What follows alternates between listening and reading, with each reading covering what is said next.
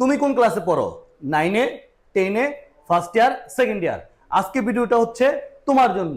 আজকে শিখাবো রিলেশনশিপ। ভাই, মাথা কি সাথে সাথে গরম হয়? আমার কাছে কিছু কিছু বাচ্চারা আসে যারা 9-এ পড়ে, 10-এ পড়ে, ফার্স্ট ইয়ার পড়ে, সেকেন্ড ইয়ার পড়ে। তাদের আচার আচরণ দেখলে মনে হয় যে এটা অন্য গ্রহের প্রাণী। কেন?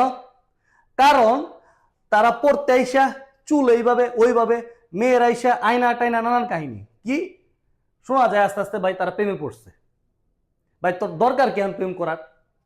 তোর 9 শেষ হোক, 10 শেষ হোক, ফার্স্ট ইয়ার শেষ হোক, সেকেন্ড ইয়ার শেষ হোক, ভার্সিটিতে একটা অবস্থান কর, পরে তুই প্রেম কর। এর মাঝখানে কেউ এই কাজটা করলেই তার লাইফ কি শেষ। যখনই আমি রিলেশনশিপ নিয়ে আলোচনা করছি তখন মনের মধ্যে কি করছে, গান বাজে উঠছে। আসলে আজকে আমি পড়াবো ডেটাবেজের রিলেশনশিপ। ডেটাবেজের রিলেশনশিপ বলতে কি বোঝায়?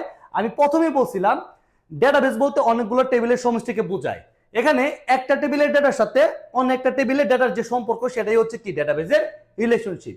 এই রিলেশনশিপকে আমরা 3 ভাগে ভাগ করব, যেমন 1 to 1, 1 to many, many to 1, many to many। অনেকে এটাকে 4 ভাগে ভাগ করতে পারে, এটাকে আবার আরেকটা ভাগ বানাইছে আর কি, ঠিক আছে? কিন্তু বেসিক্যালি রিলেশনশিপ 3 ধরনের, 1 to 1, 1 to many, many to 1, many to many। Relationship তৈরি করতে হলে দুইটা শর্তের প্রয়োজন। শর্তটা হচ্ছে টেবিল দ্বয়ের মধ্যে কমন ফিল্ড থাকবে, যার নাম, ডেটা টাইপ, সাইজ হুবহু একই রকম হবে। আর যে কোনো একটা টেবিলে প্রাইমারি কি থাকতে হবে। প্রাইমারি কি বলতে কি বোঝায় আগেই তো বলছিলাম।